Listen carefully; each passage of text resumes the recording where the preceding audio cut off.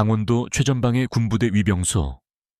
길고 길었던 군 생활을 마친 강민혁이 더플백 하나를 어깨에 맨 차에 걸어 나왔다. 그는 공식적으로 다시 민간인이 되었다. 하지만 그의 발걸음은 조금도 가볍지 않았다.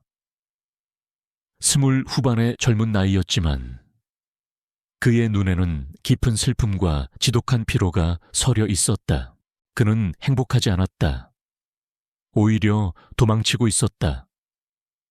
1년 전 폭우로 무너진 건물 붕괴 현장에서의 구조작전. 그의 파트너이자 전우였던 궁연 렉스는 생존자를 발견했지만 2차 붕괴에 휩쓸려 그의 눈앞에서 목숨을 잃었다. 렉스를 지키지 못했다는 죄책감은 그의 영혼에 지워지지 않는 흉터로 남았다.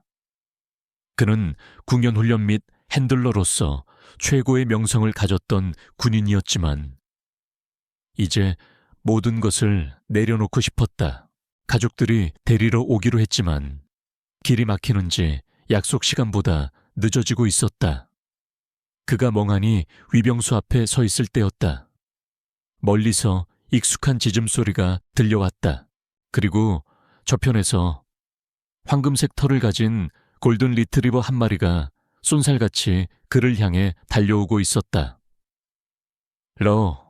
그가 입대하기 전부터 애지중지 키웠던 반려견이었다. 아레어, 민혁의 침울했던 얼굴에 처음으로 화색이 돌았다. 어떻게 수백 킬로미터나 떨어진 이곳까지 왔는지 알 수 없었지만 그는 모든 것을 잊고 러를 끌어안았다. 러는 낑낑거리며 그의 얼굴을 핥았다. 녀석의 순수한 기쁨과 애정은 지난 1년간 민혁의 마음을 짓누르던 죄책감의 벽을 잠시나마 허물어 주었다. 가슴 벅차고 눈물 나는 재회였다. 한참 동안 러를 쓰다듬던 민혁의 손끝에 차갑고 딱딱한 금속의 감촉이 느껴졌다. 그가 채워주었던 이름과 연락처가 적힌 단순한 이름표가 아니었다. 그는 러의 목줄을 자세히 들여다보았다. 그곳에는 낡고 다른 군용 인식표 하나가 걸려 있었다. 군인이거나 군견에게 지급되는 흠집투성이의 낡은 인식표. 민혁은 혼란스러운 표정으로 그것을 풀러 확인했다. 인식표에는 또렷하게 글자가 각인되어 있었다.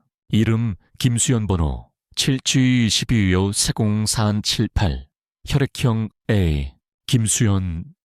완전히 낯선 이름이었다. 민혁은 고개를 갸웃거렸다. 집 마당에 있어야 할 자신의 반려견이 어떻게 이 먼 곳에 군부대 앞까지 왔으며 난생 처음 보는 군용 인식표를 목에 걸고 있는 것일까. 마침내 도착한 그의 가족들도 러를 보고는 경악을 금치 못했다. 어떻게 마당의 울타리를 넘어 여기까지 왔는지 아무도 알지 못했다. 집으로 돌아온 뒤에도 민혁의 머릿속은 온통 인식표에 대한 의문으로 가득했다. 이것은 단순한 우연이 아니었다. 그의 군인으로서의 감각이 이 풀리지 않은 매듭을 반드시 풀어야 한다고 말하고 있었다. 그는 자신의 기술을 이용하기 시작했다. 그는 군 행정반에서 근무하는 동기에게 연락해 분실물을 찾았다는 핑계로 인식표에 적힌 군번을 조회해달라고 부탁했다. 동시에 그는 러를 샅샅이 살폈다. 녀석의 발톱 사이에는 그의 부대가 위치한 강원도 상안 지역에서만 볼 수 있는 특정한 토양의 흔적이 남아 있었다. 털에서는 특정 나무의 마른 잎 부스러기가 발견되었다. 러는 단순히 길을 잃고 헤맨 것이 아니었다. 녀석은 명확한 목적지를 향해 먼 길을 달려왔고 그 과정에서 누군가가 녀석을 돌봐주었을 것이다. 며칠 뒤 군대의 동기에게서 전화가 걸려왔다. 인식표의 군번은 아주 오래된 것인데 현재는 해체된 육군 탐색구조 지원부대 소속이었다고 했다. 그리고 그 군번의 주인은 김수현이라는 이름의 전직군 간호장교가 맞았다. 30여 년 전에 전역했으며 파일에 남아있는 마지막 주소지는 바로 민혁의 부대가 있던 강원도의 한 산골 마을이었다. 민혁은 손에 든 인식표와 자신의 옆에서 곤히 잠든 러를 번갈아 보았다. 과거의 상처에서 도망치려던 전역군인, 불가능한 여정을 해낸 반려견, 그리고 산골 마을에 산다는 미스터리한 전직군 간호장교의 낡은 인식표, 모든 조각들이 제각각 흩어져 있었지만 그는 이 모든 것이 하나의 거대한 퍼즐이라는 것을 직감했다. 단순한 호기심이 아니었다. 이것은 운명이 자신에게 던진 새로운 임무일지도 모른다는 예감이 들었다. 그는 결심했다. 러와 함께 그 산골 마을로 가보기로. 조용하고 고독하게 살아가려던 그의 계획은 이미 시작부터 엇나가고 있었다. 그의 여정은 끝난 것이 아니었다. 예상치 못한 새로운 임무가 이제 막 시작된 것이다. 강민혁과 러는 낡은 픽업 트럭을 타고 강원도의 깊은 산골로 향했다. 굽이치는 도로와 빽빽한 숲, 신선한 공기.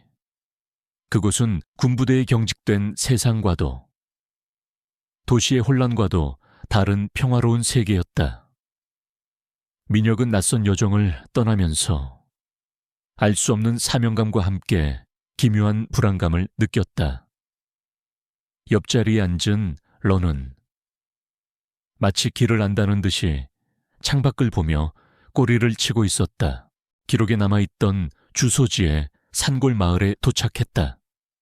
작고 고요하며 세상과 단절된 듯한 곳이었다. 민혁은 마을 어귀에서 만난 한 노인에게 김수현이라는 사람에 대해 물었다.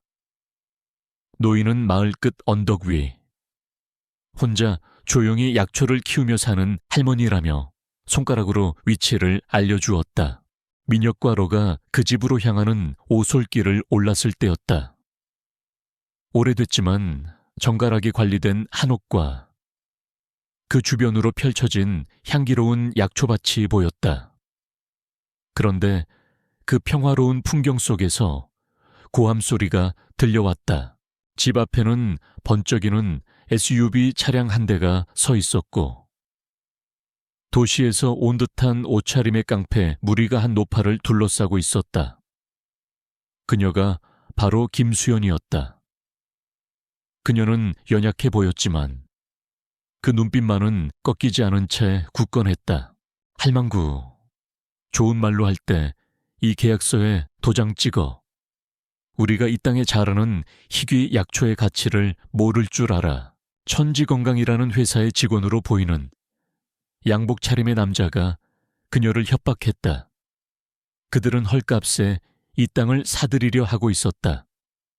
김수현이 이 땅은 팔지 않는다고 버티자 깡패 중 하나가 그녀가 애지중지 가꾸는 약초밭을 발로 짓밟기 시작했다. 그 순간 민혁이 움직였다. 그는 소리치거나 달려가지 않았다. 그는 궁연 핸들러로서의 침착함으로 상황을 분석했다. 적은 넷, 그리고 리더 한 명. 그들은 완전히 방심하고 있었다. 민혁은 레오에게만 들릴 정도의 낮은 목소리와 거의 보이지 않는 손짓으로 명령을 내렸다. 그가 궁연 렉스와 함께 전장에서 사용했던 바로 그 신호들이었다. 순간 순하디순했던 골든 리트리버러가 변했다. 자세를 낮추고 목에서부터 위협적인 낮은 그르렁 소리를 냈다. 러는 깡패들의 주변을 돌며 그들의 공간을 통제하고 대열을 흐트러뜨렸다. 약초를 짓밟던 깡패 하나가 개를 향해 발길질을 하려던 순간 민혁이 신호를 보냈다. 러는 상대를 무는 대신 어깨로 남자의 무릎을 강하게 들이받았다. 남자는 균형을 잃고 다른 깡패와 부딪히며 넘어졌다. 리더가 격분하여 품에서 짧은 몽둥이를 꺼내 들었다. 민혁이 물어 라고 명령했다.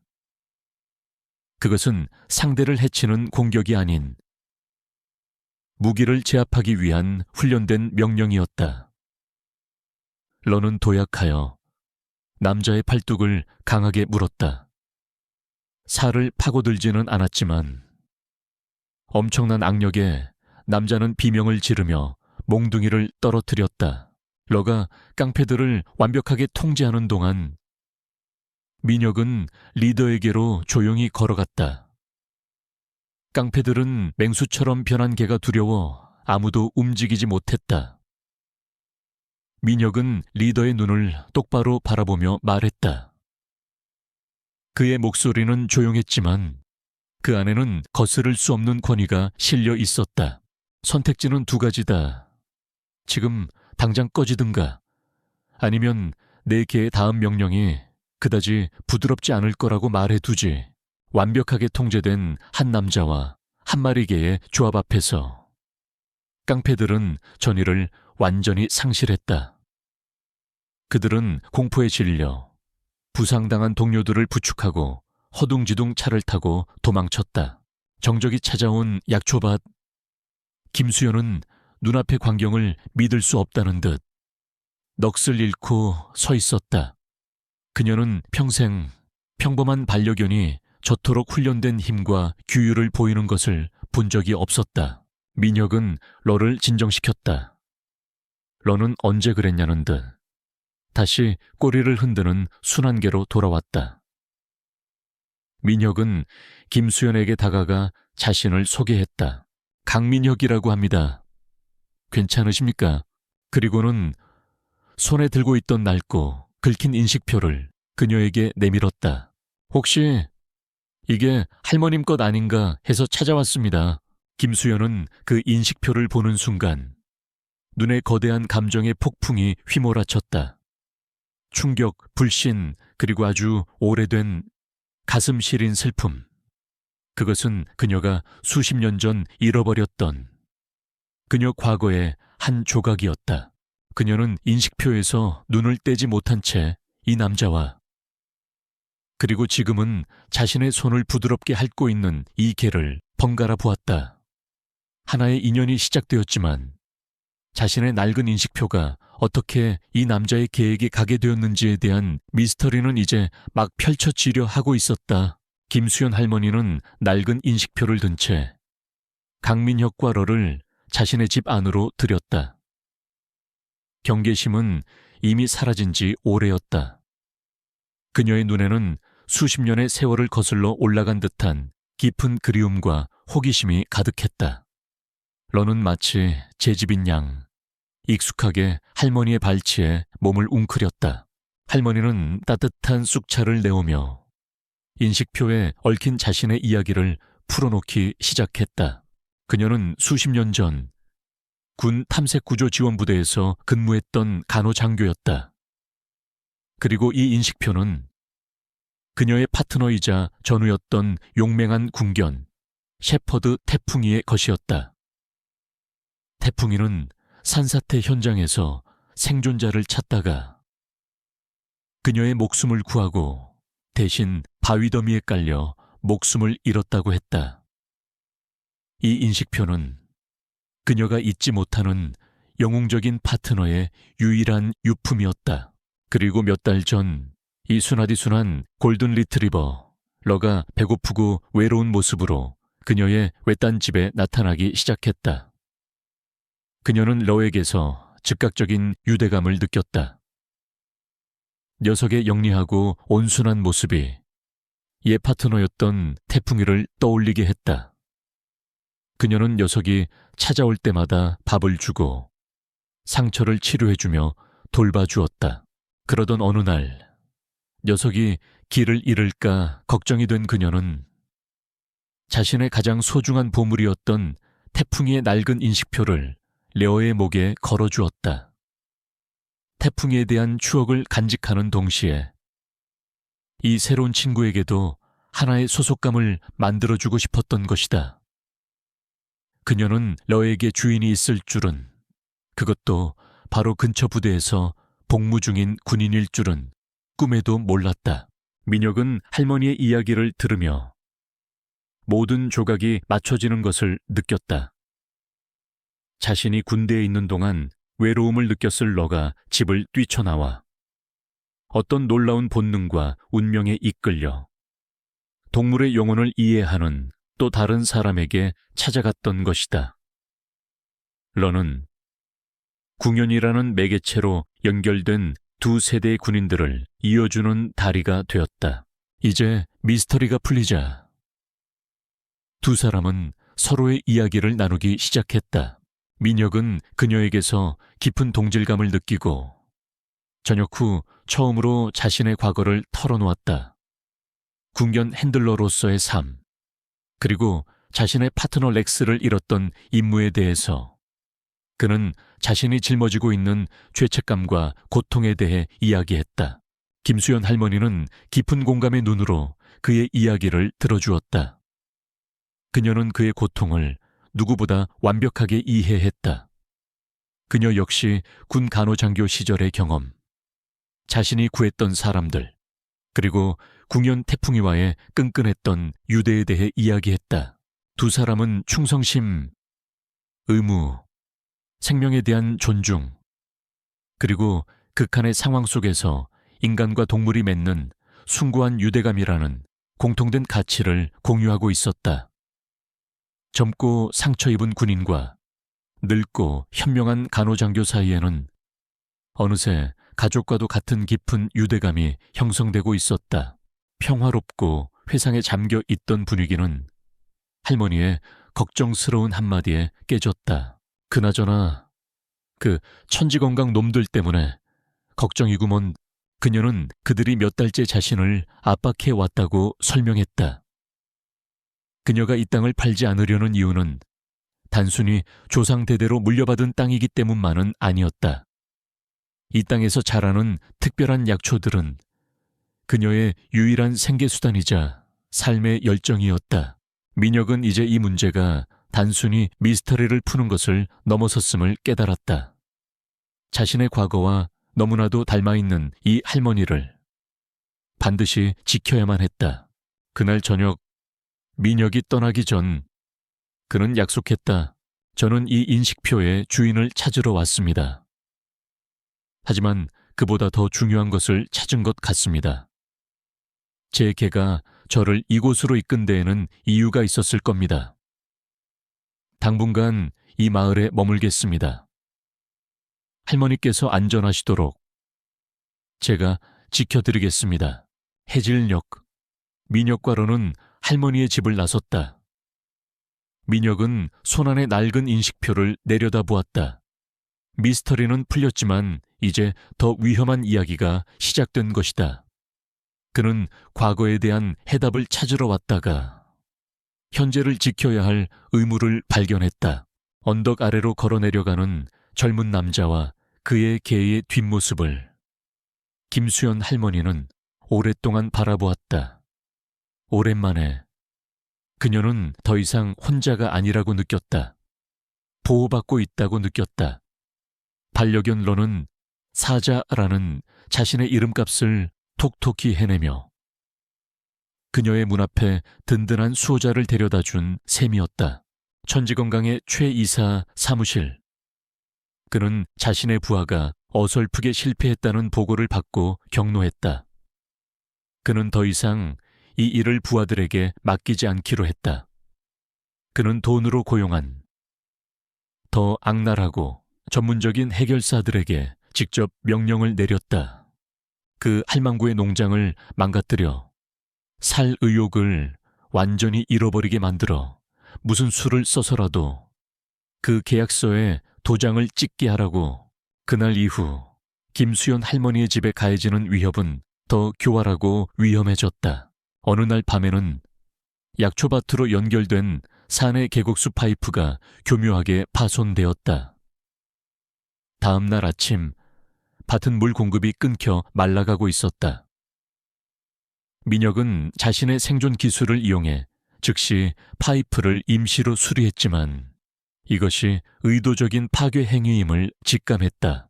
또 며칠 뒤에는 누군가 밤중에 몰래 약초밭의 일부에 정체불명의 화학약품을 뿌리고 갔다. 다음 날, 밭의 일부는 시커멓게 타들어가며 죽어 있었다. 민혁은 약품의 잔여물을 살피며 미간을 찌푸렸다.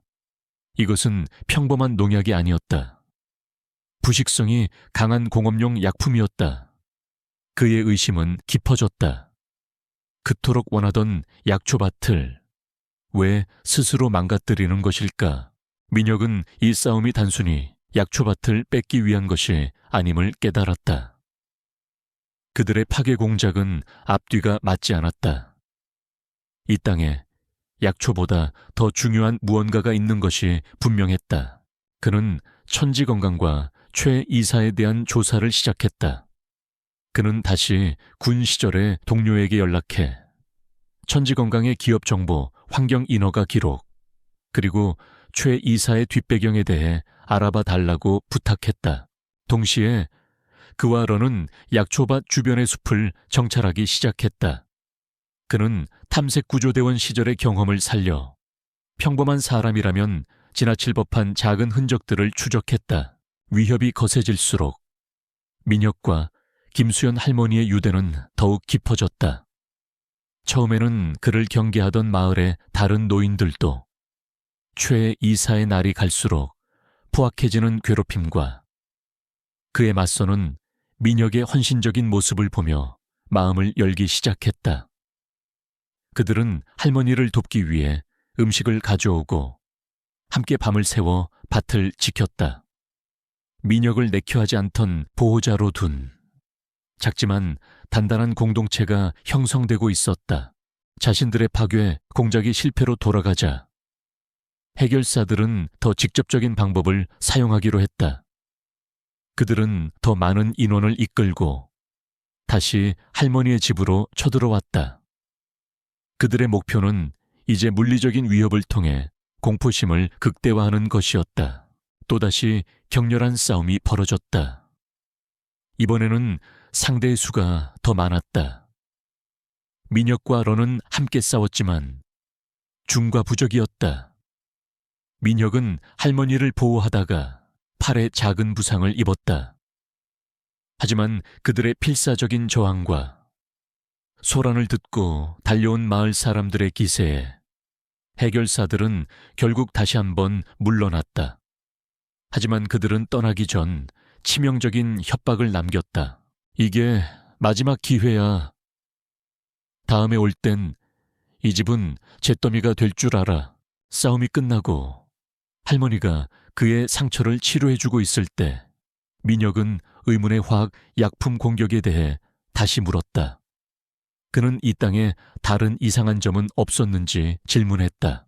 그 말에 할머니는 오래전의 기억 하나를 떠올렸다. 그러고 보니 집 뒤편 숲, 가을가 근처에 이상한 땅이 한 뙑이 있었지. 그곳만은 수십 년째 풀 한 폭이 제대로 자라지 않았어. 짐승들도 그곳은 피해 다녔고 그냥 땅이 나쁜가 보다 하고 말았는데 민혁의 눈이 날카롭게 빛났다. 조각들이 맞춰지기 시작했다. 밭에 뿌려진 공업용 화학약품, 앞뒤가 맞지 않는 파괴 공작, 이 땅에 대한 그들의 필사적인 집착, 그리고 집 바로 뒤편 숲에 있다는 죽음의 땅. 그는 이제 최 이사가 진짜로 노리는 것이 무엇인지 끔찍한 의심을 품게 되었다. 그것은 땅 위에서 자라는 것이 아니라 땅 아래에 묻혀있는 무언가였다. 그의 임무는 다시 한번 변했다. 이것은 더 이상 한 노인을 지키는 싸움이 아니었다. 거대한 환경 범죄의 진실을 파헤치는 싸움이었다. 그는 날이 밝는 대로 숲으로 들어가야 한다고 할머니에게 말했다. 진짜 수사가 시작되려 하고 있었다. 다음 날 새벽, 강민혁과 런은 김수연 할머니가 손수 그려준 낡은 지도를 들고 집 뒤편의 숲으로 들어섰다. 민혁은 이제 자신의 진짜 영역으로 돌아온 셈이었다. 야생은 그의 감각을 가장 날카롭게 만드는 곳이었다. 그와 런은 할머니가 말한 죽음의 땅으로 향했다. 그곳은 주변의 울창한 숲과는 달리 흙이 검게 변색되어 있었고 코를 찌르는 희미한 화학 약품 냄새가 났다. 민혁은 밭에서 채취해온 약품이 묻은 흙을 러의 코에 가져다 댔다. 그리고는 탐색 구조대 시절에 익숙한 명령을 내렸다. 샤지아, 특정 냄새를 추적하도록 훈련받은 러는 즉시 냄새의 근원지를 찾아 숲속 깊은 곳으로 움직이기 시작했다. 민혁은 러의 뒤를 따르며 평범한 사람은 절대 볼 수 없는 흔적들을 관찰했다. 부러진 나뭇가지, 희미한 타이어 자국, 인위적으로 파헤쳐진 흙더미. 그의 눈과 머리는 러의 코와 완벽한 한 팀을 이루어 숲을 해독해 나가고 있었다. 얼마나 깊이 들어갔을까? 러가 멈춰 서서 으르렁거리기 시작했다. 그들의 앞에는 사유지, 출입금지라는 경고판과 함께 새로운 철조망이 나타났다. 서류상의 유령 회사의 이름으로 된 경고판이었다. 민혁은 철조망의 약한 부분을 찾아내 안으로 들어섰다. 그리고 그 안에서 그는 끔찍한 광경과 마주했다. 그곳은 거대한 불법 폐기물 매립지였다.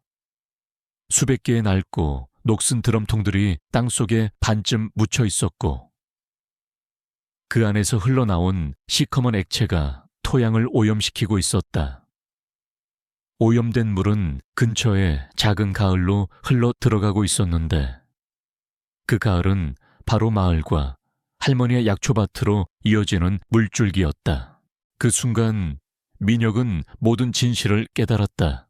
할머니의 약초밭에서 자라던 희귀 약초는 사실 자연산이 아니었다. 독성 폐기물에 오염되어 비정상적으로 변이된 돌연변이 식물이었던 것이다. 천지건강은 건강식품이 아니라 독을 팔고 있었던 셈이다. 그들이 이 땅을 그토록 원했던 이유는 약초 때문만이 아니었다. 오염의 근원지를 완전히 덮어버리고 그 사실을 눈치챌 수 있는 가장 가까운 곳에 사는 유일한 주민인 김수연 할머니를 제거하기 위함이었다. 민혁은 증거가 필요했다. 그는 휴대폰을 꺼내 드럼통들과 경고 라벨, 오염된 가을의 모습을 촬영하고 녹화하기 시작했다. 그가 증거를 수집하고 있을 때 트럭 한 대가 접근하는 소리가 들렸다. 그와 런은 재빨리 몸을 숨겼다. 천지건강의 직원들이 새로운 폐기물 드럼통들을 싣고 와 구덩이에 버리고 흙으로 덮는 모습이 그의 카메라에 고스란히 담겼다. 그들이 떠나려던 순간 직원 중 하나가 민혁이 남긴 희미한 발자국을 발견했다. 그들은 의심하며 주변을 수색하기 시작했다.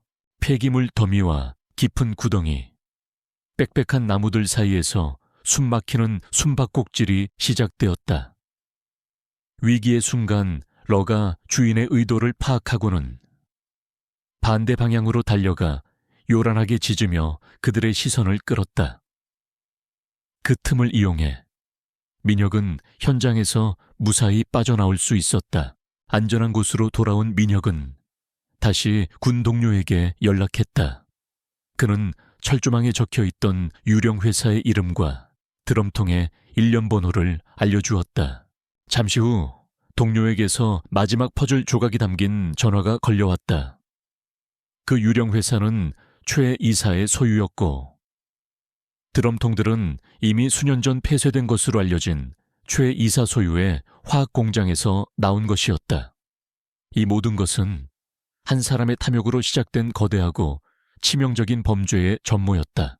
밤이 깊어서야 민혁과 런은 할머니의 집으로 돌아왔다. 그는 이제 끔찍한 진실과 그것을 증명할 증거를 모두 손에 쥐었다. 그는 아무것도 모른 채 독성 물질이 스며드는 땅 위에서 평생 약초를 갖고 온 할머니의 얼굴을 바라보았다. 그의 결심은 강철처럼 굳어졌다. 그는 폐기물 매립지에서 자신들의 흔적이 발각된 것을 알게 된 최 이사가 이제 마지막 발악을 할 것이라는 것을 알았다. 구석에 몰린 쥐는 고양이를 물기 마련이다. 민혁은 할머니와 마을 사람들에게 모든 것을 준비해야 한다고 말했다. 추격은 끝났다. 이제 전쟁이 시작될 시간이었다. 밤에 장막이 내리고 산골 마을에는 죽음 같은 정적이 감돌았다. 강민혁은 자신이 수집한 모든 증거를 군 동기에게 보험으로 전송했다. 그리고는 김수연 할머니와 몇 안 되는 마을 사람들을 할머니의 집으로 모았다. 그는 이 집이 곧 전쟁터가 될 것이라고. 그들이 맞서 싸워야 할 적이 얼마나 무자비한 자들인지 설명했다. 그는 더 이상 단순한 보호자가 아니었다.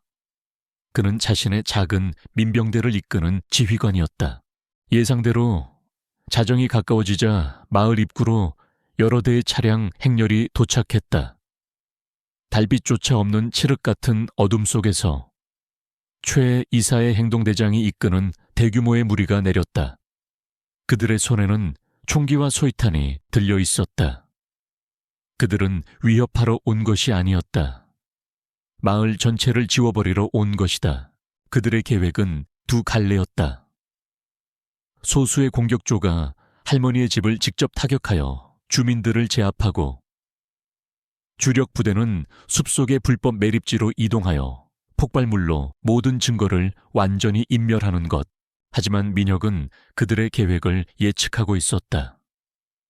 그는 정면 대결로는 승산이 없다는 것을 알았다. 유일한 기회는 이 숲을 자신의 무기로 만드는 것뿐이었다. 그는 적들이 집을 공격하기를 기다리지 않았다. 그와 런은 어둠 속으로 스며들어 먼저 싸움을 걸었다. 탐색구조 전문가였던 그는 이 지역의 지형을 손바닥처럼 꿰뚫고 있었다. 그는 매립지로 향하는 길목 곳곳에 군 시절 생존 훈련에서 익혔던 치명적인 함정들을 설치해 두었다. 움직여. 행동대장의 명령에 따라 주력 부대가 매립지를 향해 숲으로 들어섰다. 그들은 자신들의 수와 화력을 믿고 있었다. 바로 그때 민혁과 러의 게릴라전이 시작되었다. 러는 단순한 공격견이 아니었다. 그는 정찰병이자 교란병이었다. 그의 뛰어난 청각과 후각은 민혁보다 먼저 적의 위치를 파악했다. 러는 소리 없이 움직여 적의 일부를 함정지대로 유인했고 때로는 반대 방향에서 요란하게 짖어 그들의 병력을 분산시켰다. 민혁은 그림자 속에서 나타나 적을 공격하고 다시 어둠 속으로 사라졌다. 그는 사냥용 칼과 바위, 나뭇가지 등 자연의 모든 것을 무기로 사용했다. 그는 자신의 영역 안에서 움직이는 완벽한 포식자였다. 민혁과 러가 숲에서 주력 부대를 상대하는 동안 다른 공격조가 할머니의 집을 덮쳤다. 김수연 할머니와 마을 사람들은 민혁이 미리 알려준 대로 필사적으로 저항했다. 그들은 창문으로 뜨거운 물을 붓고 고춧가루를 뿌리며 집안의 가구로 바리케이드를 쌓아 필사적으로 시간을 벌었다. 그것은 힘없는 자들의 처절하고도 용감한 저항이었다. 숲속에서 계속해서 부하들을 잃자 행동대장은 마침내 자신이 함정에 빠졌다는 것을 깨달았다. 그는 분노에 차서 가장 정예 인원만을 이끌고 직접 민혁을 추적하기 시작했다. 마침내 폭포수 옆에 깎아지른 듯한 절벽 위에서 민혁 로와 행동대장의 마지막 결전이 벌어졌다. 이것은 그들의 팀워크에 대한 마지막 시험이었다.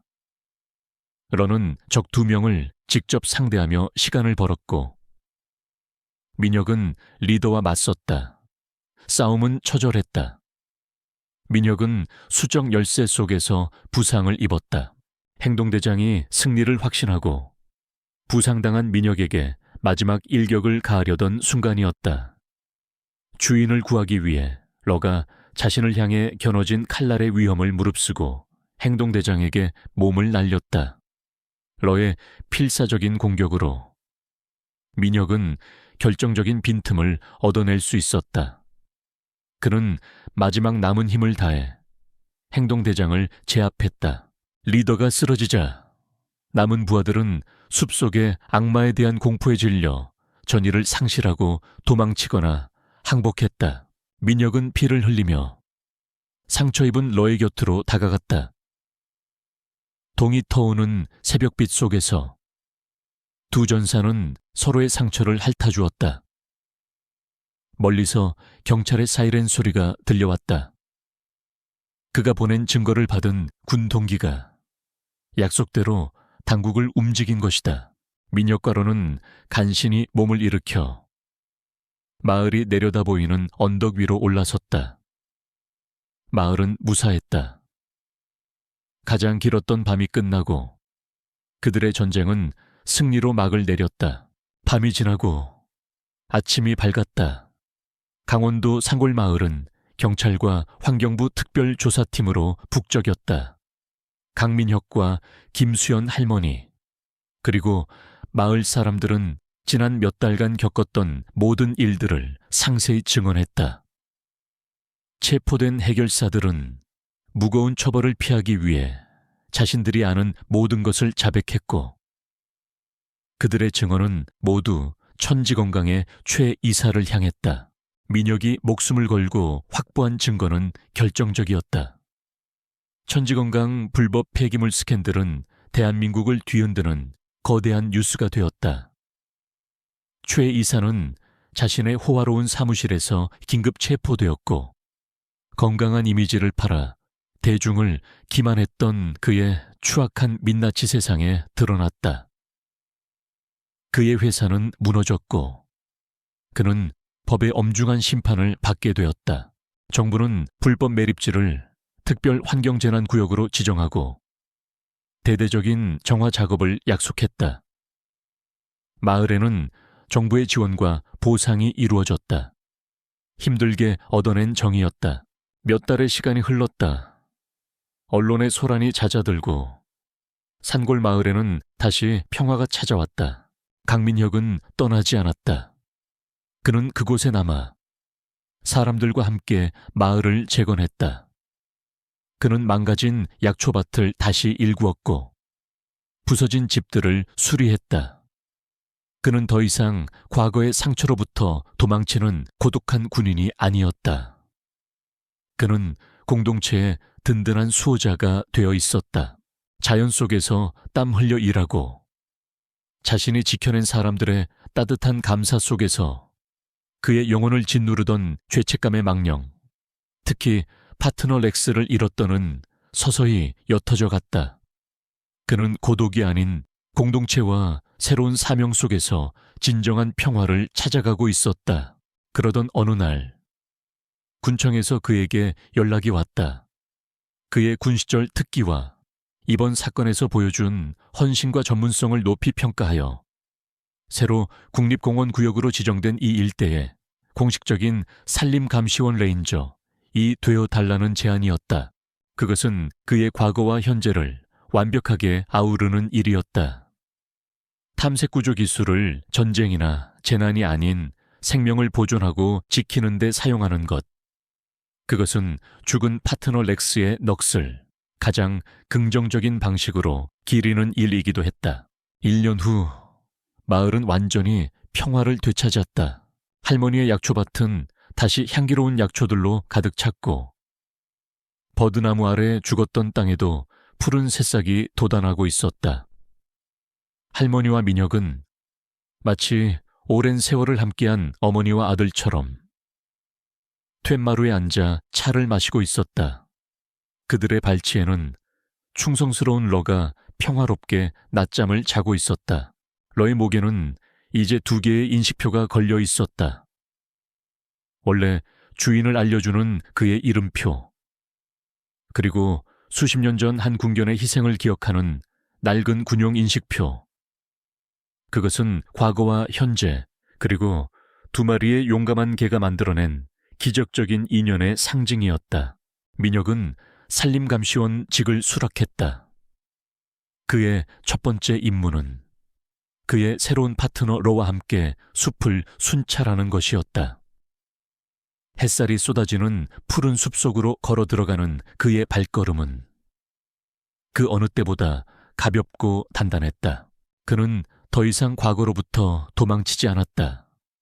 그는 생명을 지키는 수호자였다. 군인은 마침내 가장 평화로운 방식으로 복무할 새로운 임무를 찾은 것이다.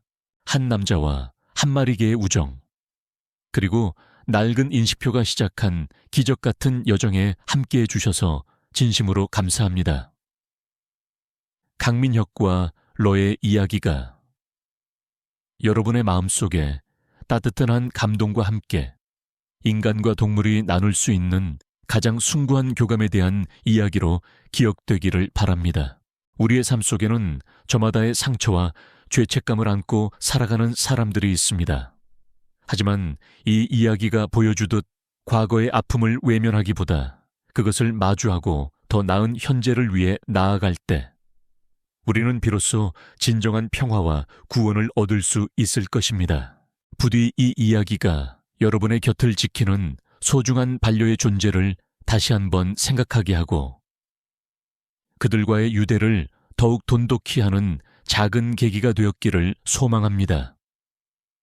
다시 한번 긴 시간 동안 함께해 주신 모든 분들께 깊은 감사의 말씀을 전합니다.